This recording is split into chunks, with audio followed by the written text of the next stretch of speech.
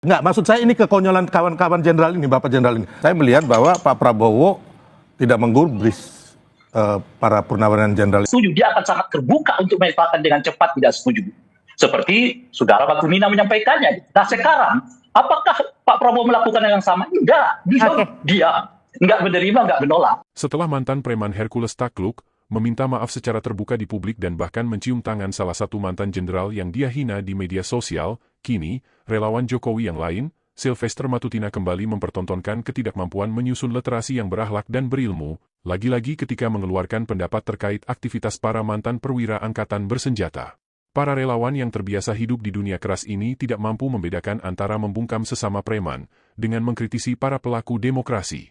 Terlebih lagi, orang-orang yang disebut konyol ini adalah orang-orang yang usianya jauh lebih tua dari dirinya, yang dalam tata krama umumnya budaya Indonesia, mengajarkan harusnya lebih menghormati yang lebih tua. Memberikan pendapat tentu saja tidak salah dalam dunia demokrasi. Tetapi jangan sampai pilihan kata justru mempermalukan diri sendiri, seolah menunjukkan jati diri yang berasal dari kalangan tidak terdidik. Selamat datang di Opini Alvin. Apakah salah jika menyampaikan kritik pada ornak lain?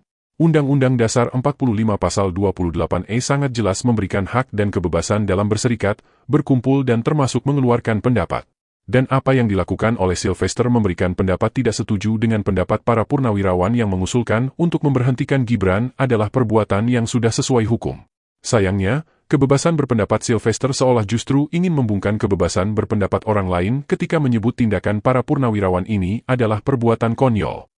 Belajar lagi, pelajari lagi, panggil ahli-ahli hukum, ahli-ahli konstitusi kita yang hebat, baru kita mau melakukan sesuatu. Jadi memang sangat konyol ya. Saya lihat gini, kemarin itu kita ngomong setback sedikit ada 8 tuntutan, ya kan? Salah satunya contohnya tuntutan untuk pemulangan TKA Cina diusir, ya kan? Ada salah satu tuntutan. Dan kalau kita lihat TKA Cina di Indonesia itu hanya 80.000 yang tersebar di kita punya tambang-tambang atau Oke, kita balik soal kepemakzulan ini. Enggak, maksud saya ini kekonyolan kawan-kawan jenderal ini, Bapak Jenderal ini. Sedangkan, ya kan, TKI kita di luar negeri itu 800.000 yang di Makau, di Cina, dan sebagainya, ya kan, di Hong Kong. Jadi ini yang saya bilang tadi, ya kan, bapak-bapak ini harusnya benar-benar melakukan riset yang benar-benar. Oke, jadi Anda juga mau menyebutkan bahwa apa yang dilakukan oleh bapak-bapak purnawirawan ini konyol, seperti yang perspektif Anda soal TKA Cina? Ya, dari dulu saya mengatakan konyol dan tidak akan berubah. Ketika kritik dijawab dengan kata-kata sembrono, kita patut bertanya, apakah relawan seperti ini benar-benar paham demokrasi? Atau mereka hanya tahu cara membela kekuasaan tanpa akal sehat? Para purnawirawan tidak sedang makar.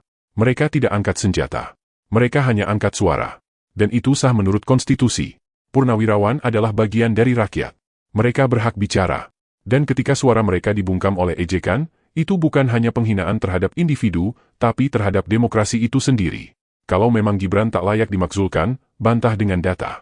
Tunjukkan bukti bahwa ia tak melanggar konstitusi, bukan menyemburkan label murahan. Dan tudingan bahwa tindakan purnawirawan ini adalah tindakan konyol dibantah oleh Ray Rangkuti.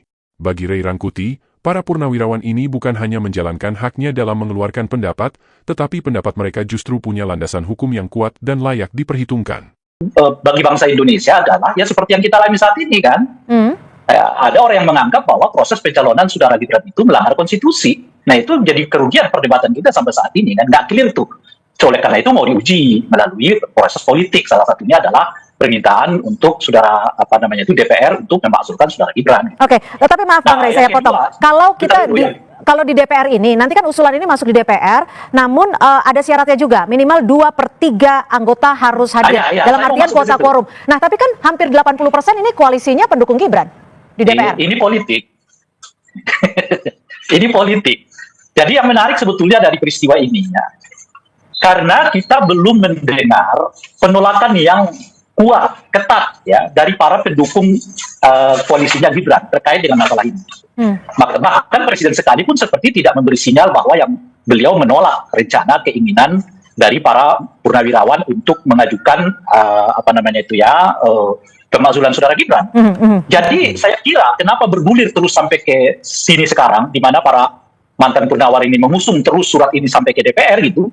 Karena para purnawirawan melihat tidak ada reaksi yang negatif. Jangankan dari publik, bahkan dari partai-partai pendukung Gibran sekalipun gitu. Misalnya, ada nggak Golkar menolak sekarang? Nggak kelihatan tuh. Ada nggak PAN menolak rencana itu? Nggak kelihatan tuh. Ada nggak misalnya apalagi Demokrat menolaknya? Nggak kelihatan tuh.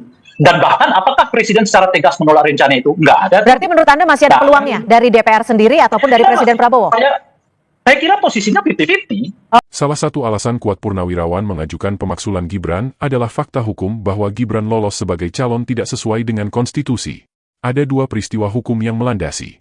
Pertama, putusan Dewan Kehormatan Mahkamah Konstitusi yang memberhentikan Anwar Usman sebagai Ketua Mahkamah Konstitusi. Dalam amar putusannya, MK berpendapat bahwa Anwar Usman terbukti bersalah melanggar kode etik Mahkamah Konstitusi, ikut mengadili perkara yang melibatkan keluarganya.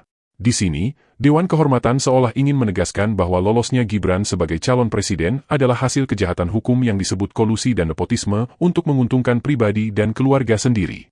Peristiwa hukum yang kedua adalah putusan Dewan Kehormatan Penyelenggara Pemilu atau DKPP yang menjatuhkan vonis bersalah pada Ketua KPU Hashim Ashari yang meloloskan Gibran Rakabuming sebagai calon wakil presiden tanpa terlebih dahulu mengubah peraturan KPU untuk menyesuaikan aturan baru sesuai putusan MK nomor 90 tahun 2023. Dewan Kehormatan Penyelenggara Pemilu DKPP menjatuhkan sanksi peringatan keras kepada Ketua KPU dan 6 anggotanya karena menerima pencalonan Gibran Rakabuming Raka sebagai calon wakil presiden. Menurut DKPP, Komisi Pemilihan Umum seharusnya mengubah terlebih dahulu peraturan KPU soal syarat usia Capres-Cawapres usai putusan MK yang membolehkan usia Capres-Cawapres di bawah 40 tahun asal pernah menjadi kepala daerah. Namun, KPU malah langsung mengeluarkan pedoman teknis dan imbauan untuk mematuhi putusan MK meskipun PKPU belum diubah. Berdasarkan pertimbangan dan kesimpulan tersebut di atas, memutuskan mengabulkan pengaduan para pengadu untuk sebagian. 2. Menjatuhkan sanksi peringatan keras terakhir kepada Hashim Ashari selaku teradu 1 dalam perkara nomor 135/PKE/DKPP/Romawi 12. Dari kedua peristiwa hukum ini sejatinya sudah sangat jelas bahwa proses lolosnya Gibran Rakabuming penuh dengan intrik dan prosedur yang ilegal atau tidak sesuai ketentuan hukum yang berlaku.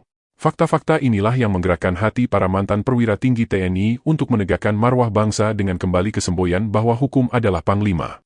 Jika setiap pemilihan pejabat negara selalu disertai intrik mengubah aturan untuk menyesuaikan kondisi seorang calon, bukan tidak mungkin suatu saat bangsa kita akan benar-benar berada dalam suasana yang anarkis, di mana rakyat akan marah dan muak, karena hukum hanya dibuat untuk membatasi orang lemah, dan sebaliknya, dimanfaatkan untuk melindungi kepentingan para penguasa dan pemilik modal besar.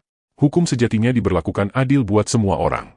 Jika seorang anak presiden tidak atau belum memenuhi syarat untuk menduduki sebuah jabatan penting, maka dia harusnya taat hukum, sama seperti anak bangsa yang lain anak dari kalangan yang bukan penguasa dan bukan pemilik modal besar. Acara job fair di Bekasi yang banjiri milenial pencari kerja adalah sebuah ironi yang menyesakkan dada setiap mereka yang punya hati nurani. Bagaimana mungkin seorang anak presiden dengan mudah melabrak aturan konstitusi untuk mendapatkan jabatan, sementara anak tukang becak, anak petani, anak nelayan, anak penjual gorengan, harus berjejal bahkan sampai pingsan hanya untuk mendapatkan pekerjaan yang layak. 10 tahun Jokowi menjabat sebagai presiden, telah gagal menciptakan lapangan pekerjaan. Tapi tanpa malu-malu memaksakan anak dan menantu masih mengantungkan diri, hidup dari anggaran negara, walau harus melabrak aturan. Ironinya, ketika ada suara-suara untuk menebus dosa besar yang telah tertoreh dalam sejarah, para relawan justru menyebut tindakan itu sebagai tindakan konyol. Bahkan usulan para purnawirawan agar setiap perusahaan di dalam negeri mempekerjakan anak bangsa juga ditentang para relawan Jokowi. Contohnya tuntutan untuk pemulangan TKA Cina diusir, ya kan? Ada salah satu tuntutan. Dan kalau kita lihat TKA Cina di Indonesia itu hanya 80.000 yang tersebar di kita punya tambang-tambang atau Oke, kita balik soal ke pemakzulan ini. Enggak, maksud saya ini kekonyolan kawan-kawan jenderal ini, Bapak Jenderal ini. Sedangkan, ya kan, TKI kita di luar negeri itu 800.000 yang di Makau, di Cina, dan sebagainya. Ya. Entah karena Sylvester bekerja terlalu nyaman di ruangan ber-AC sebagai komisaris BUMN, hingga dirinya lupa menggunakan logika yang berakal. Jika ada begitu banyak anak bangsa merantau ke negeri orang, bukankah ini berarti bahwa kesempatan mereka bekerja dalam negeri telah dirampas oleh para pekerja asing? Siapa yang menginginkan jauh dari keluarga dan kampung halaman merantau ke negeri orang dengan persyaratan administrasi yang ribet jika di dalam negeri sendiri masih ada pekerjaan? Bukan hanya ini, persoalan kelalaian pemerintah lebih memprioritaskan pekerja asing daripada rakyatnya sendiri, tapi banyaknya anak negeri kabur ke luar negeri juga bagian dari kegagalan Jokowi selama 10 tahun menjadi presiden. Lalu legitimasi apa yang dapat menguatkan anak Jokowi harus dipertahankan jadi pemimpin? Kita menginginkan perubahan agar semua anak bangsa bisa hidup layak. Lalu perubahan apa yang diharapkan jika pemimpinnya masih berputar-putar hanya melanjutkan kebijakan lama, hanya karena mereka satu darah? Bantuan presiden yang kemudian dilanjutkan dengan bantuan Wapres adalah dua perbuatan melawan hukum, menggunakan uang negara untuk meningkatkan elektabilitas pribadi. Mereka berdalih menggunakan biaya operasional presiden dan biaya operasional wakil presiden, seolah biaya operasional ini diperoleh dari hasil gaji bulanan mereka. Ada jutaan rakyat yang butuh lapangan pekerjaan, pendidikan gratis dan perawatan kesehatan yang memadai, dan bukan bantuan beras 10 kg yang hanya dimakan selama 1 minggu. Dan perbuatan tercela mempertahankan kekuasaan dengan cara yang tidak fair ini sangat didukung orang-orang terdekatnya seperti Sylvester Matutina dan kawan-kawan yang ikut menjadi penguasa menikmati hasil dari badan usaha milik negara tanpa perlu mengeluarkan keringat. Mereka hanya cukup bersitegang leher melakukan pembelaan yang bahkan dilakukan lebih terlihat seperti seorang preman mengintimidasi lawan bicara ketimbang debat dengan argumentasi yang ilmiah dan berlandaskan dalil hukum yang sahih. Bagaimana menurut kalian? Sudah adilkah negara menyediakan lapangan pekerjaan untuk semua anak bangsa? Atau memang benar bahwa uang negara dikelola hanya untuk kesejahteraan penguasa dan orang-orang terdekatnya?